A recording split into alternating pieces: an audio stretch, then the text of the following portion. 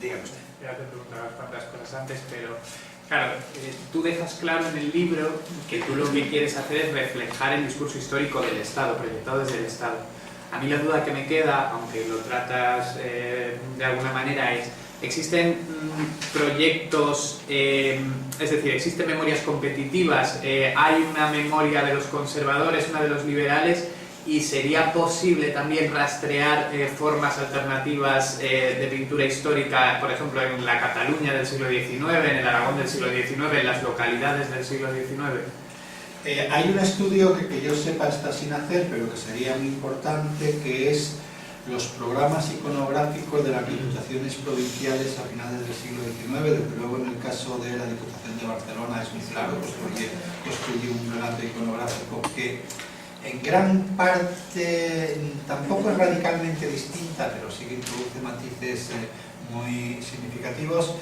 Y hay un relato de las diputaciones vascas, en las cuales también las diputaciones vascas escriben un relato. Por ejemplo, yo he dicho, no hay nada equivalente a Pelayo. Bueno, no hay nada equivalente a Pelayo, pero si uno se va a Pamplona, lo que se encuentra es que sí que hay toda una serie de cuadros en que aparece Íñigo Arista, el primer rey de la corona de Navarra, como protagonista indiscutible, de que sí que hay un cierto relato desde el punto de vista geográfico. Ahora, efectivamente, como dices, a mí me interesaba el relato del Estado y por lo tanto me sirve muy bien.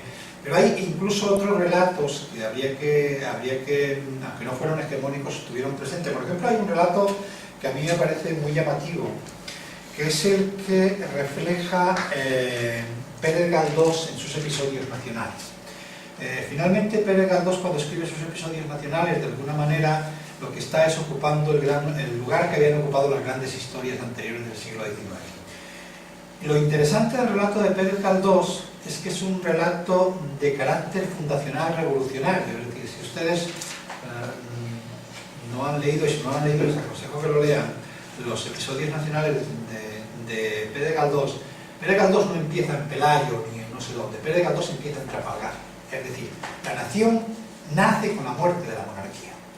Claro, Trafalgar es el gran episodio, digamos, del fin de la monarquía. Porque finalmente, recuerden que desde el punto de vista estrictamente histórico, el problema para la monarquía católica es que cuando se inicia el gran conflicto americano se ha quedado sin flota porque la flota ha sido destruida en Trafalgar.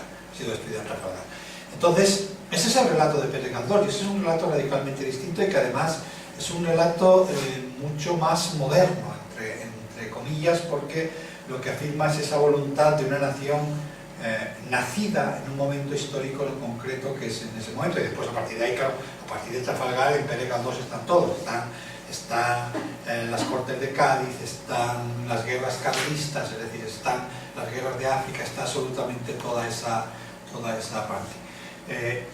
Eso yo creo que se podría rastrear. Yo estoy convencido que sería muy interesante ver las políticas que hacen las distintas diputaciones. Por ejemplo, la mayor parte de los cuadros que hay sobre la conquista de Valencia, que son muchas, son pintores valencianos que además fueron becados por la Diputación de Valencia, y que la Diputación de Valencia les imponía como condición de la beca un tema que generalmente oscilaba sobre Jaime I el Conquistador y la conquista de Valencia. Esos relatos existen. En el caso de Cataluña, en el caso concreto de Barcelona, las decenas de cuadros que hay, a veces encargados por la Diputación y a veces encargados por personajes particulares, sobre el príncipe de Viana, desde luego tienen un componente político. Claro, lo que están diciendo es: Fernando el Católico fue un rey espurio, es decir, o sea, no era el heredero legítimo, el heredero legítimo era el príncipe de Viana, y por lo tanto, desde ese momento nos vienen todos nuestros males. Lo primero, maravilloso, gracias. Una pregunta técnica: ¿cómo has elaborado la base de datos de los cuadros? ¿Existe en Patrimonio Nacional un registro de todos que has acudido? ¿Ha sido municipio, diputación, a las Cortes? ¿Has hecho fotografías? Es decir, ¿has consultado colecciones privadas? ¿Has consultado cuadros que están en museos en Nueva York?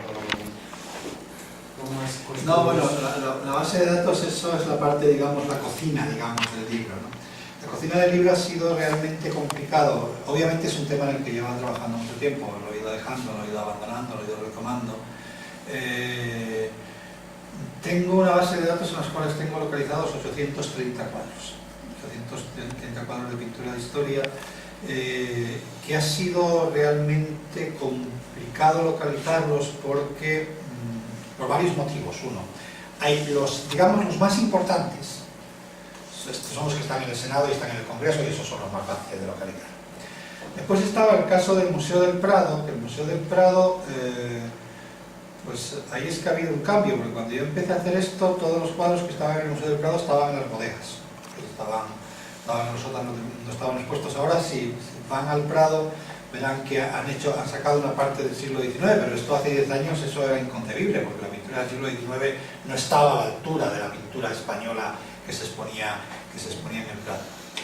Y después lo otro es que ha sido ya una aventura. Igual algún día escribo un libro sobre esa aventura. Porque claro, los cuadros los compró el Estado, pero después en muchos casos los cedió al Ayuntamiento de Huesca, ¿no? Entonces el Ayuntamiento de Huesca pues no era demasiado problemático, porque llegabas al Ayuntamiento de Huesca y le decías la campana de Huesca, y entonces te decían, sí, está en el salón de plenos del Ayuntamiento, ¿no? Entonces ibas ahí, sacabas la foto y no había demasiados problemas. Pero eso porque se recordaba.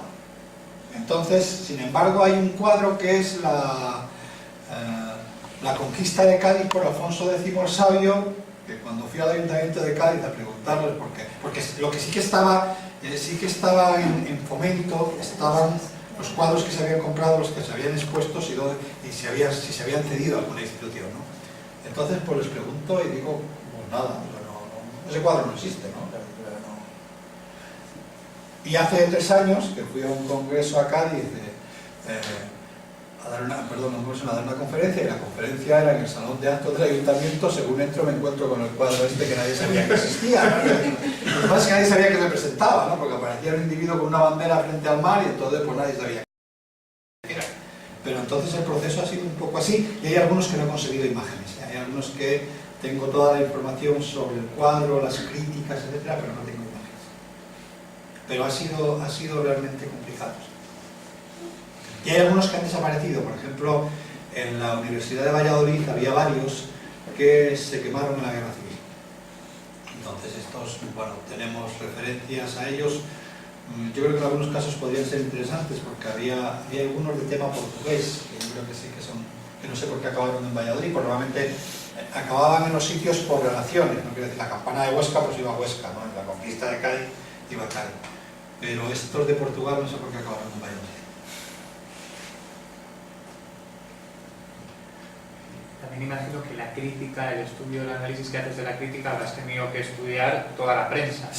Sí, sí, esa, y además es que cuando empecé a hacerlo, porque ahora es mucho más fácil, ¿no? Porque ahora existe una cosa, que es que hay muchos periódicos que están digitalizados, pero en esa época no estaban digitalizados. Hombre, afortunadamente ahí hay la Hemeroteca Municipal de Madrid es muy buena. La Hemeroteca Municipal de Madrid es muy buena, es mejor que la Hemeroteca Nacional, de hecho, con respecto a prensa del siglo XIX. Y lo que pasa es que las críticas son muy interesantes, porque claro, yo les hablaba antes de las exposiciones nacionales de Bellas Artes, y uno cuando piensa en una exposición, piensa en una exposición de arte contemporánea, pero las exposiciones nacionales eran algo mucho más parecido a los grandes festivales de cine actuales. Entonces, ¿qué ocurría? Que los periódicos dedicaban durante semanas, páginas y páginas, a comentar los cuadros. Y lo interesante de la crítica, y eso fue un descubrimiento realmente, es que la crítica no habla de calidad artística del cuadro. La crítica de lo que habla es por qué el cuadro es importante. Entonces, uno puede encontrarse páginas y páginas de los periódicos hablando de los comuneros, del sacrificio de los comuneros, pero lo que cuentan no es si el cuadro está bien pintado o mal pintado, que parece que no le importa a nadie. Lo que les importa es contar por qué ese episodio es un episodio importante para la historia del país, y por qué hay que ponerlo, y por qué es importante que la gente vaya a verlo, y por qué está contando algo que es significativo. Entonces, ese es el gran debate del debate artístico. Pero eso es el gran debate, porque claro, a mí lo que me interesa en ese caso no es lo que yo veo actualmente en el cuadro, que lo que yo veo finalmente no deja de ser un asunto marginal. Lo que me importa es lo que vieron los contemporáneos en el cuadro. Es decir, o sea, que se trataría de reconstruir la mirada de los individuos de esto, y para eso la prensa ha sido fundamental. Dentro del nacionalismo vasco o catalán, a finales del siglo XIX o en el siglo XIX, también podemos encontrar representaciones como estas. A ver, toda nación es un relato, insisto, y por lo tanto eso es lo mismo el nacionalismo vasco que el nacionalismo catalán. Lo que ocurre es que yo creo que hay una cosa que debemos de matizar. Un nacionalismo en el sentido actual de una nación que busca su independencia a finales del siglo XIX es muy marginal en el conjunto de España. O sea, finalmente, donde el problema es más acusado, que es en Cataluña, nadie niega la existencia de la nación catalana. Quiero decir, a ver, uno puede pensar ahora que Pi Margall era un federalista, no sé qué. Bueno, Pi Margall pasa la vida afirmando que existe una nación española y que la nación es la nación española. No digamos en el caso vasco. En el caso vasco, la verdad es que a finales del siglo XIX los nacionalistas vascos son Sabino Arana y otros 4 chiflados como él. Mira que Sabino estaba chiflado, ¿no? Que no hay. Ahora, lo que sí que es interesante es que ese primer nacionalismo recurre a relatos históricos escritos. Es decir, el primer texto público que escribe Sabino Arana es un relato sobre la batalla de Aguirrenava, no me acuerdo cuál es el nombre, una supuesta batalla que nadie sabe dónde existió, no sé dónde se la sacó de Sabino Arana. ¿Qué es lo que cuenta en él? Cómo los vascos habían luchado contra los leoneses y los habían derrotado. Ese es el primer documento que tenemos del Sabino Arana, digamos, nacionalista. ¿Por qué? Porque está construyendo ese relato de algo así. Pero claro, los nacionalistas vascos en 1890 no controlan la Diputación de Vizcaya. Por lo tanto, las pinturas que encarga la Diputación de Vizcaya no son las de los nacionalistas vascos, porque en ese momento son 4, literalmente. El caso catalán es un poco más complejo, porque en el caso catalán lo que pasa es que lo que llamamos el primer nacionalismo catalán, yo no sé si se podría llamar, desde luego no es independentista, por lo tanto su relato es, y además de alguna manera lo que está ocurriendo a finales de la Restauración, este cuadro que tienen aquí, esto que he tomado aquí, es un detalle, un episodio, claro, esto es un episodio de la historia aragonesa, son los almogávares catalanes entrando en Constantinopla. Eso podría haberse tomado por el nacionalismo catalán, pero esto lo encarga el Senado español. Lo encarga el Senado español, ¿por qué? Porque forma parte de ese relato de la España imperial que yo les decía, en la cual las aventuras de los aragoneses o de los catalanes en el Mediterráneo son lo mismo que las aventuras de los castellanos en América. Es decir, tan español, entre comillas, son los almogávares entrando en Constantinopla como Hernán Cortés entrando en Tenochtitlan. Entonces, digamos que ese relato, la historia aragonesa puede ser incluida, y es lo que va a intentar hacer la Restauración sin demasiados problemas, en un relato común. Lo comentabas antes, pero claro, luego, porque lo que estás diciendo, por ejemplo, son episodios que aparecen también en la película Raza de Franco, ¿no? Por ejemplo, guionizada por Franco. Este es Roger de Flor, el célebre caudillo de los almogávares que paseó triunfante hasta el fondo del Mediterráneo los colores de nuestra bandera de hoy. Papá, ¿qué son los almogávares? Eran guerreros elegidos, los más representativos de la raza española, firmes en la pelea, ágiles y decididos en el maniobrar. Su valor no es igualado en la historia por ningún otro pueblo. ¿Cómo no hay ahora almogávares? Cuando llega la ocasión no faltan. Solo se perdió tan bonito nombre, pero almogávar será siempre el soldado elegido, el voluntario para las empresas arriesgadas y difíciles, las fuerzas de choque o de asalto. Entonces, luego, hay una continuidad, ¿tú crees, muy notable entre lo que es la pintura y luego ya en el siglo XX el cine de historia? Hay una continuidad. O sea, yo es que ahí creo que si alguien quisiese hacer esto que yo he hecho para el siglo XX, yo no utilizaría la pintura, sino que utilizaría el cine. Hombre, yo es que te recomiendo ver la serie de Isabel, porque seguramente, vamos, estoy convencido que algunos de estos cuadros han aparecido en televisión española recientemente convertidos en escenas, sobre todo los de los Reyes Católicos. Exactamente. Sí.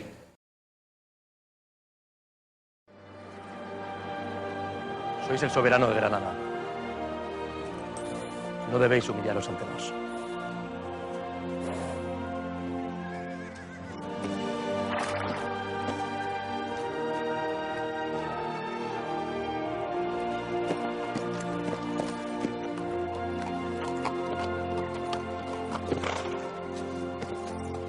Tomad las llaves de mi ciudad, que yo y los que estamos dentro somos vuestros.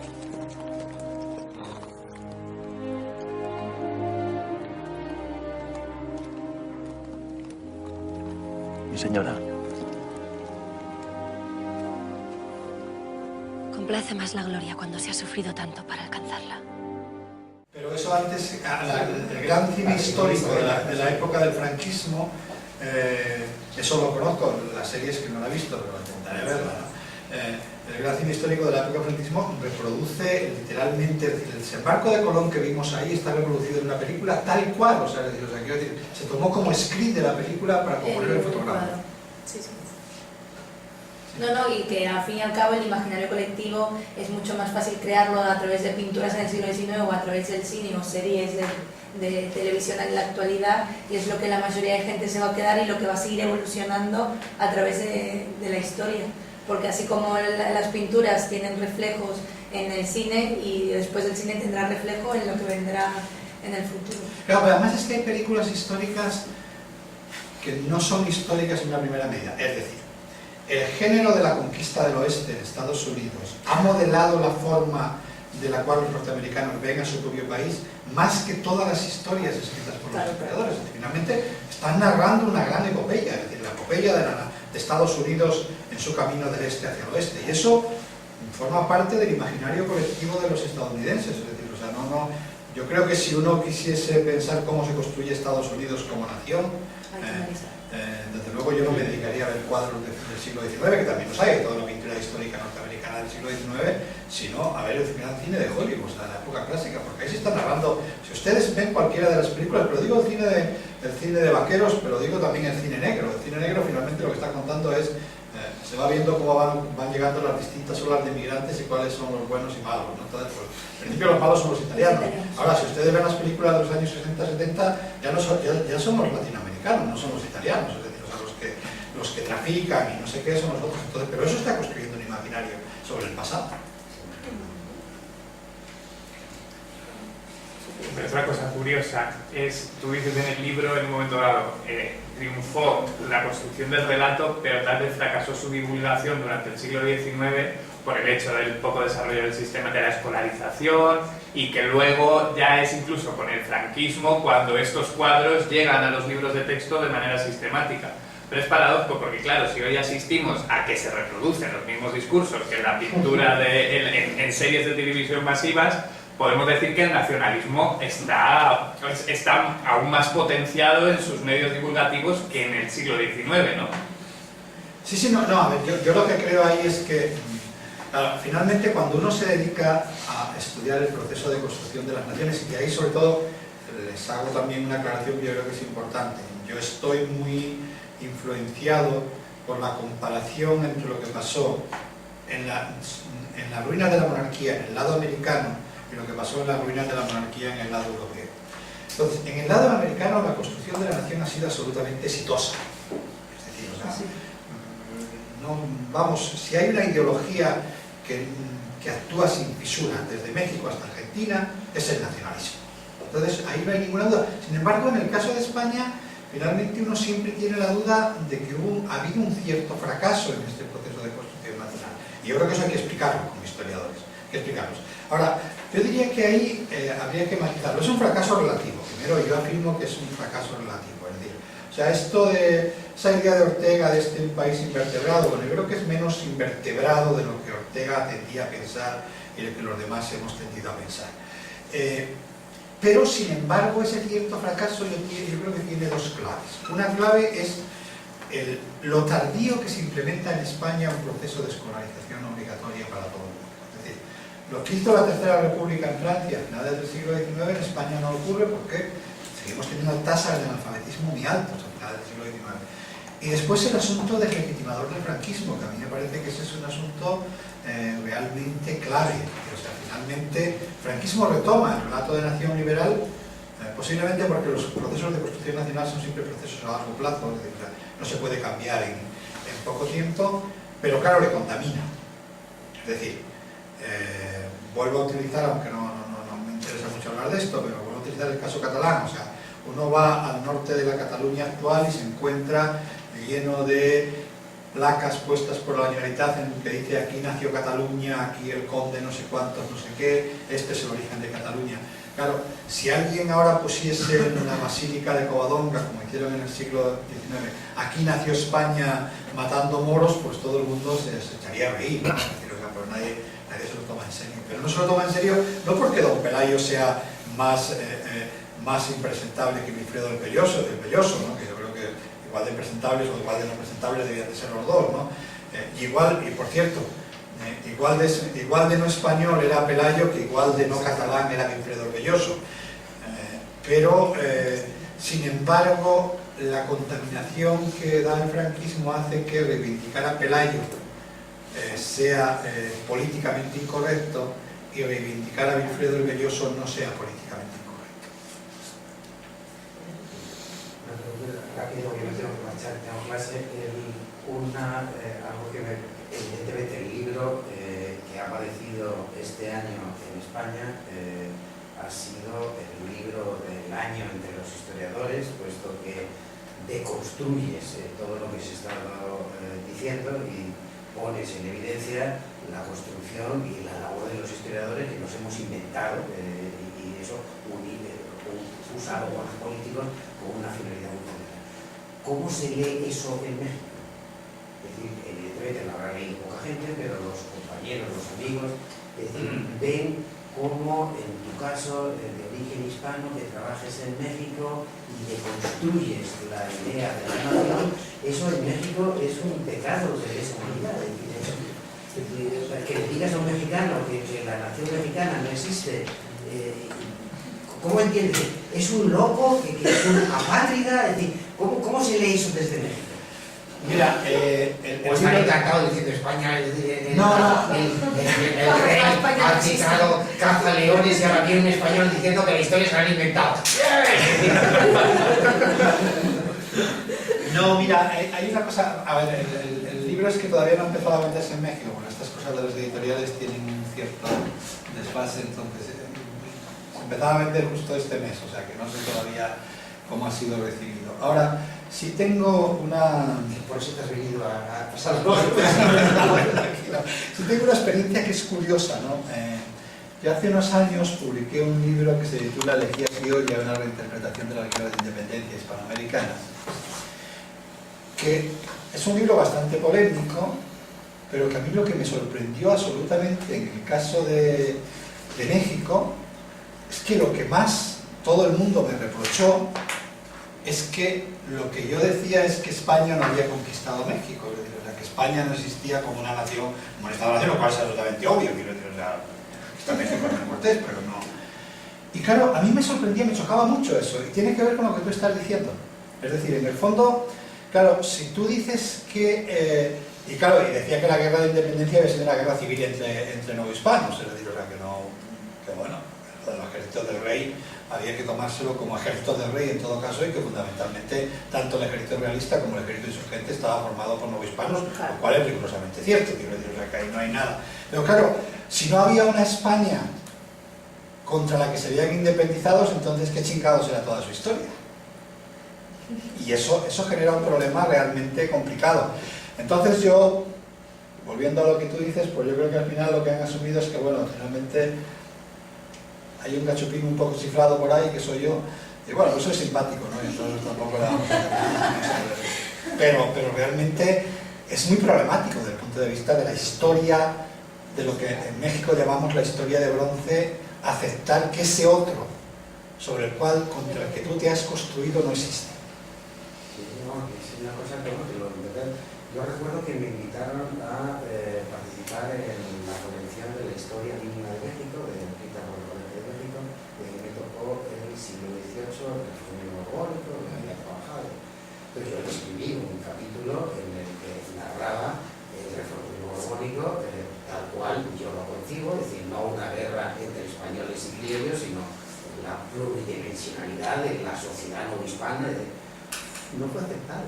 ¿No fue aceptado? No fue aceptado. No me extraña. Este plano fue rechazado, fue una reunión que, vamos, que me acuchillaron, me dieron mi sangre. Un ritual impresionante.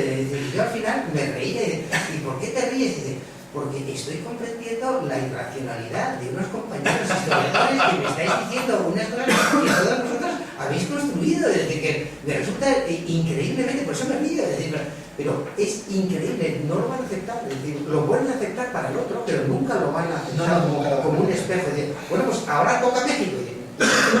No, pero mira, eso es curioso porque además, bueno, ahí a ti no te voy a contar nada, pero claro, el asunto de la reforma borbónica, ¿no? Cuando tú dices, bueno, pero las reformas borbónicas no fueron una especie de cosa malvada y maquiavélica de explotar América, es un proceso de modernización del Estado. No, eso es casi por el caro. Las reformas borbónicas fue un intento de joder a los americanos, o sea esa es la... Pero eso dentro de la línea victimista de la historiografía mexicana también. Por supuesto, porque siempre está bien tener un enemigo al quien echarle las culpas. Un culpable de todos los males. Si no es España, que sea Gran Bretaña, y si no es Gran Bretaña, que sea Estados Unidos. Hombre, en México lo tienen muy fácil, porque hay dos culpables mayores. O sea, por un lado está España, por otro lado Estados Unidos. Entonces, lo que no es culpa de España es culpa de Estados Unidos. En Argentina tenemos el inciso de Gran Bretaña. Claro, por eso, porque ahí está Gran Bretaña, ¿no? Ahí también está. No, pero eso que acabas de hacer referencia a ello, yo creo y estoy absolutamente convencido que uno de los principales males de toda la historiografía latinoamericana es el carácter, la perspectiva victimista desde la que está escrita. No se avanza. Entonces, somos las víctimas de los que Perfecto. Pues sí, no, pero claro, si quieren seguimos. Si tienen alguna pregunta más, seguimos discutiendo nosotros, ¿no? Pero digo que no te sientas obligado. ¿Algo más? En todo caso, lo que sí yo recomiendo es que no escriban historias victimistas. Sobre todo porque las historias victimistas tienen un problema. O sea, yo creo que eso es un problema de América Latina fundamental. Es decir, cuando uno se empeña en ser víctima, acaba siendo víctima. Pero claro, es un problema también de la poscolonialidad, ¿no? Es decir, muchas naciones, no ya en América Latina, sino muchas naciones poscoloniales precisamente han escrito, pues me ocurre el caso de Irlanda, ¿no? Que se escribe la propia historia nacional en base a una victimización. Y además esto también está muy tratado teóricamente, por ejemplo, en el mundo anglosajón, que si tú construyes tu historia nacional en base al daño que te ha causado el enemigo, todos los males, por definición, todos los males del Estado son los males ajenos, culpabilidad ajena. Pero yo os hago una pregunta. ¿Por qué es más poscolonial México que Estados Unidos? Claro, es igual. Pero porque fue diferente en los procesos. Bueno. ¿Por qué todos los teóricos del poscolonialismo dicen es que el problema de México es que es una sociedad poscolonial? ¿Por qué Estados Unidos no es una sociedad poscolonial? Porque caigo. No, pero también las colonias fueron diferentes. Sí, no, pero colonias lo fueron las dos o no la fue ninguna. Sobre eso tengo yo serias dudas, ¿no? O sea, sobre qué fueron colonias. Pero ¿por qué toda la estructura de la historia de México se basa en la idea de que son una sociedad poscolonial y por lo tanto tienen todos los traumas del poscolonialismo? Y sin embargo la historia de Estados Unidos no es una historia poscolonial? Porque yo estoy dispuesto a aceptar que los problemas de México son poscoloniales, pero en este caso también los de Estados Unidos. ¿Cuál es la diferencia fundamental? La diferencia fundamental es cómo se han relatado su pasado de unos y otros. O sea, la diferencia fundamental, ¿saben cuál es? Que en Estados Unidos celebra la llegada de los primeros colonos como el origen de la nación. El Día de Acción de Gracias. Y en México celebra, la llegada de Cortés como el fin de la nación. Pero eso es un relato. De la religión. Esa especie de resurrección necesitan estar victimizados para luego resurgir, y sin embargo en Estados Unidos son más de religión protestante, en donde están predestinados a... A ver, yo solo quiero deciros una cosa aquí, o sea, y eso yo creo que sí que es importante que lo tengan en cuenta. el proceso ha sido muy complicado. En el caso de México, que es el que yo más conozco, fundamentalmente lo que tenemos, no quiero daros aquí una clase sobre México ahora, pues supongo que les interesa más que sobre España, pero bueno. En el caso de México, lo que ocurre a lo largo del siglo XIX es que hay dos relatos de nación, que son dos relatos de nación absolutamente antitéticos e incompatibles, que finalmente triunfa uno, que es el liberal, pero que hay otro relato que durante una buena parte del siglo es prácticamente hegemónico, que es un relato de nación radicalmente distinto. El relato de nación liberal es efectivamente un relato de nacimiento, muerte y resurrección, y ese es el gran esquema. El relato de nación conservador, y utilizo la palabra conservador con matices porque es un conflicto identitario, no es un conflicto ideológico, es un conflicto ideológico. Lo que dice el relato de nación conservador es una metáfora absolutamente distinta, que es: México nace con la conquista. Lucas Alamán, que es el historiador quizás más importante del siglo XIX mexicano, pues lo afirma además de forma tajante. A mí no me vengan con chingaderas, es decir, o sea, nosotros somos hijos de Cortés. México nace con la conquista. Se desarrolla durante el periodo virreinal y llega a la edad adulta con la independencia. Claro, la metáfora es la metáfora del hijo que llegado a la edad adulta se emancipa del padre, es una metáfora también muy común en los relatos históricos. Ese segundo relato, que insisto fue el relato derrotado, es un relato que no tiene nada que ver con el otro. Se asemeja más al de Estados Unidos. Se asemeja, no se asemeja, es que es prácticamente el de Estados Unidos. O sea, entonces, pero ese segundo relato sigue tan vigente que todavía José Vasconcelos, que es el gran ideólogo de la revolución, que es una revolución con un fuerte componente indígena, pero Vasconcelos es el creador de la Secretaría de Educación Pública, tiene un texto que a mí siempre me ha resultado llamativo. Dice: México no será realmente un país independiente y sin complejos hasta que no instituya como fiesta nacional la llegada de Cortés a Veracruz. Entonces, quiero decir que los relatos, y estamos hablando ya de un momento muy, muy complicado, los relatos son muy complicados. Lo que pasa es que uno elige un relato. Uno elige un relato, hay muchas más complicados. Yo creo que sí que aquí sí que tienen que tener en cuenta las cosas desde el punto de vista del análisis histórico, y que a mí me parece muy importante. Uno de los errores que yo creo que hemos cometido los historiadores al analizar el mundo contemporáneo es hacer análisis profundamente dicotómicos. Izquierdas, derechas, liberales, conservadores, etc. Yo creo que es mucho más útil pensar que los conflictos han girado en torno, los conflictos de la modernidad han girado en torno a temas distintos y que no siempre son coincidentes. Yo creo que hay un conflicto ideológico que tiene que ver con los derechos. Es el conflicto liberales-conservadores, por decirlo de alguna forma. Hay un conflicto económico que tiene que ver con el reparto de los recursos. Ahora, eso, cuando nosotros hacemos la división liberales-conservadores de izquierda-derecha, los liberales del siglo XIX no eran más favorables a un reparto de los recursos que los conservadores, porque era otro conflicto. Y hay un conflicto identitario que tiene que ver con qué somos. Con qué somos.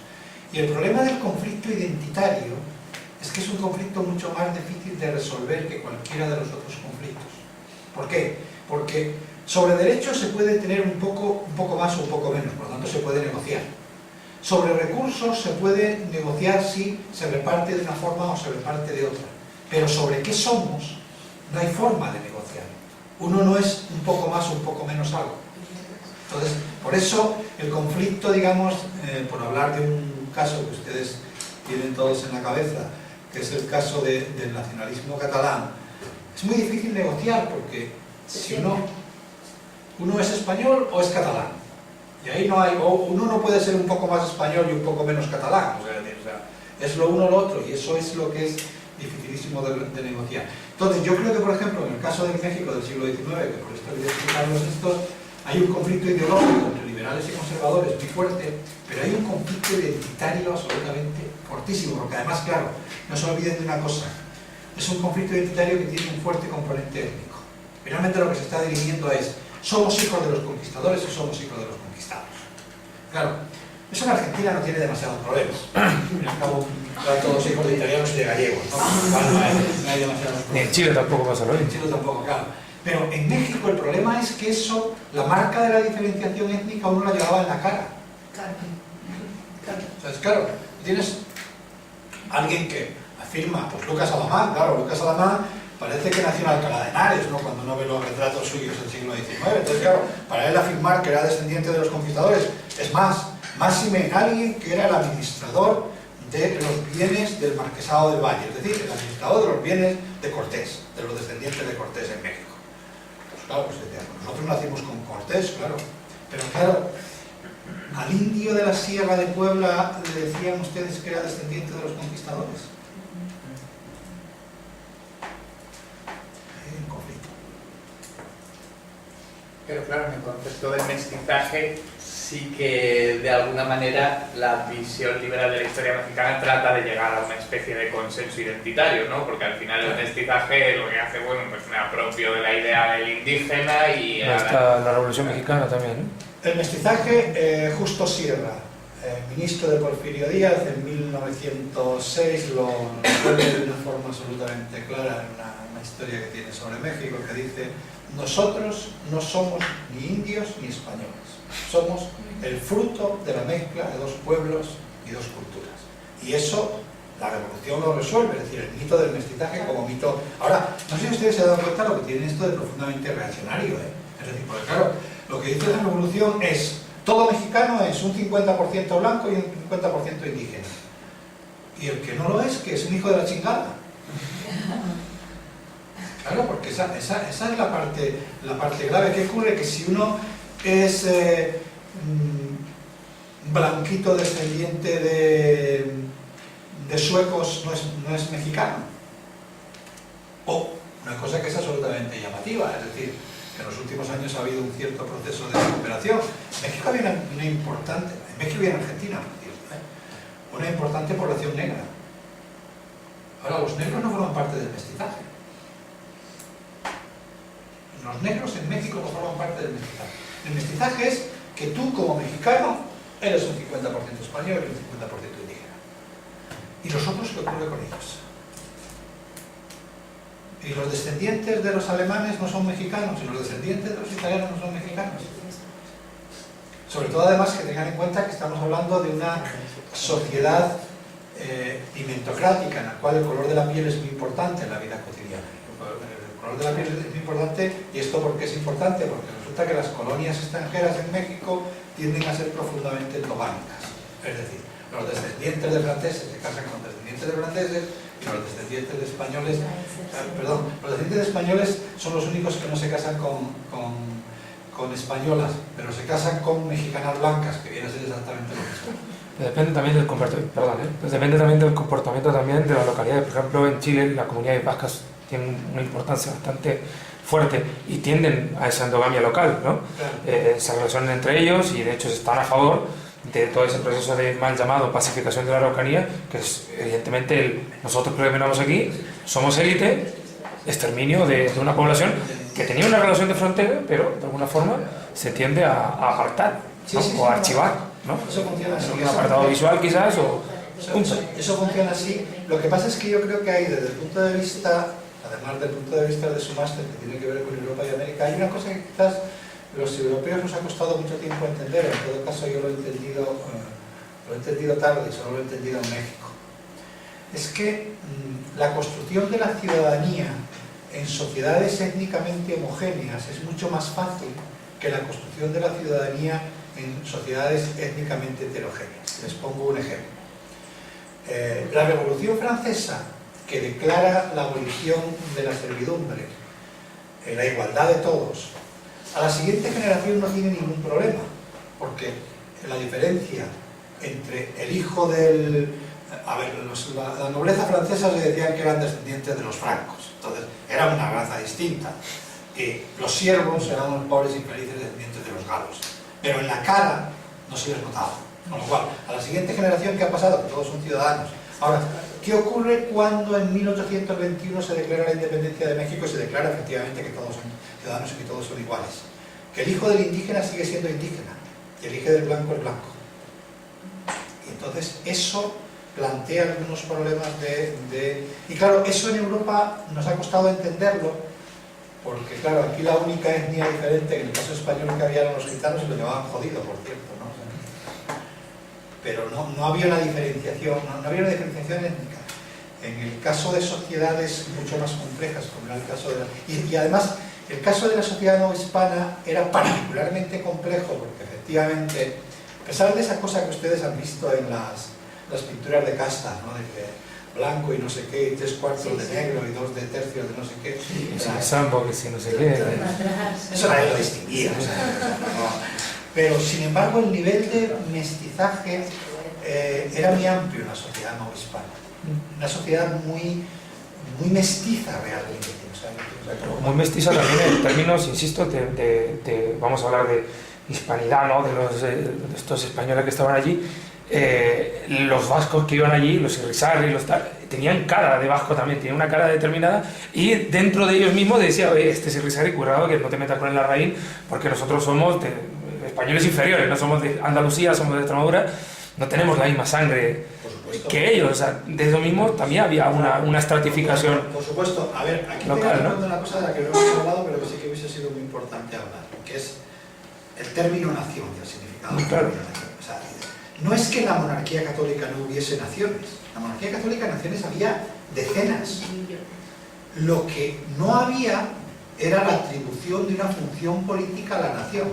Es decir, en la Ciudad de México, la capital de la Nueva España, a finales del siglo XVIII, naciones había. Cada grupo indígena que hablaba una lengua distinta era considerado una nación. Entonces había la nación de los purépechas, la nación de los nahuas, la nación de los... Pero lo que era todavía mucho más fascinante era lo que pasaba con la población blanca. Porque claro, uno llegaba al convento de San Francisco, al atrio del convento de San Francisco, el mayor convento de la Ciudad de México, y en el atrio que había la capilla de las distintas cofradías de nación existentes en la Nueva España. De ahí que encontraba la nación de los vizcaínos, que era una nación, la nación de los montañeses, que era una nación, y en los textos se habla de la nación de los montañeses, la nación de los gallegos, que era una nación, la nación de los castellanos, que eran una nación. Pero no solo eso, claro, estas naciones no cumplían una función política, pero sí cumplían un importante papel como grupo de presión. Les pongo un ejemplo.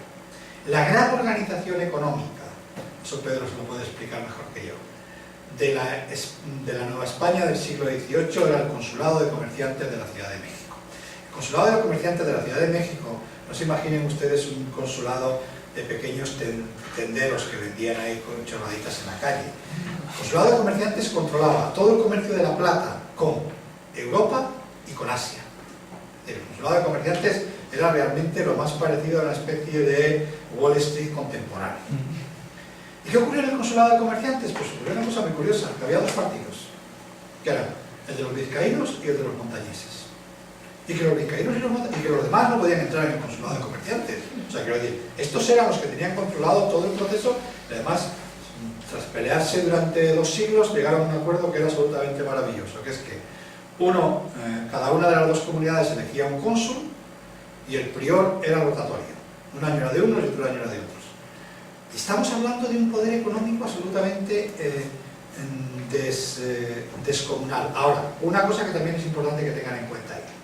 ¿Quiénes eran estos montañeses y estos vizcaínos? Y ahí, la primera cuestión que deben de evitar es la idea de entenderlo en un sentido actual. No eran los que habían nacido en el señorío de Vizcaya o los que habían nacido en la actual Cantabria. Vizcaínos y montañeses eran aquellos que tenían sangre vizcaína y sangre montañesa. Entonces, ¿qué es lo que se encuentra? Pues que un individuo que había nacido en Oaxaca de 5ª generación, pues llegaba a la Ciudad de México y decía, no, yo soy montañés. Entonces, pues le miraban cuáles eran sus apellidos, de qué linaje venía, y entonces eran montañés. Y yo soy vizcaíno. Y entonces, claro, uno se encuentra con que estos individuos es un concepto de nación que es un tanto extraño, pero que tenemos una suerte, que es que el padre Feijóo lo definió perfectamente. ¿Qué es una nación? Aquellos que tienen el mismo origen y costumbres. O lo que es lo mismo. Una nación, en el sentido del antiguo régimen, en realidad habría que traducirlo por tribu. Una nación es una tribu. Claro, lo interesante de estas monarquías imperiales, por ejemplo, del antiguo régimen, que a lo mejor incluso claro, conviene sacarlo a la luz en la coyuntura actual. Tienes identidades múltiples, identidades culturales que no se corresponden con el concepto de soberanía política, ¿no? O sea, tienes una sociedad radicalmente distinta donde la nación no se equipara a la comunidad política, sino que es una comunidad identitaria que ejerce de alguna manera poder, como tú estás diciendo, pero que puede convivir con una entidad soberana que se basa en otra cosa, ¿no? En el caso que estoy contando, por ejemplo, yo creo que un estudio histórico que sería absolutamente imprescindible hacer es el papel que juegan estas minorías nacionales en la articulación de la monarquía. Por ejemplo, en el caso de los vizcaínos y de los montañeses.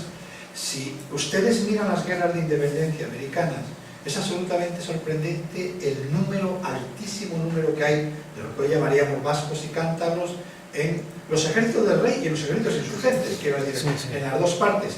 Pero ¿por qué están presentes en la disolución de la monarquía? Porque estos grupos formaban parte de la articulación fundamental del aparato administrativo y comercial, que era muy importante, de la monarquía. Y entonces por eso están por todas partes. Pero claro, ahí tenemos un ejemplo absolutamente claro, son minorías nacionales con una fuerte conciencia de nación, pero que sin embargo su marco político es el marco de la monarquía. Ojo, yo estoy convencido que de todas formas, si hiciésemos un estudio más detallado, lo que nos encontraríamos son sobre todo relaciones de linaje familiares. En realidad lo que tenemos son determinados grupos familiares que, por ejemplo, la presencia de los vascos en Chile, ¿no? Que es un caso muy llamativo. O sea, pues claro, en realidad habría que ver esos vascos quiénes son, porque al final igual uno descubre que esos vascos son 5 familias. Sí, bueno, de hecho yo estudié esto, ¿no? El tema de la presencia vasca en el final del siglo XVIII, principio del XIX, ¿no? Cómo de alguna forma esta familia, esa endogamia que tenían, ¿no? Se crean su propia narrativa. Claro. Incluso desde el territorio, desde la Capitanía General se crea su propia narrativa, desde dónde vienen, y a partir de ahí crean su fuerza, a partir de núcleos de consulados, de núcleos de poder mercantil, fuerzas, y luego les ves cómo son protagonistas secundarios muchas veces, en la sombra, pero que generan un poder fáctico que terminan por determinar la estructura del Estado. Y bueno, y que en el caso de Chile se mantiene hasta mitad de... Hasta el día de hoy. Hasta el día de hoy. O sea, tú ves ahí todos los apellidos, los Larraín, por ejemplo, siguen siendo... se resisten. Vamos a hacer, creo que cortamos. Sí, porque si no, seguimos aquí... Pues,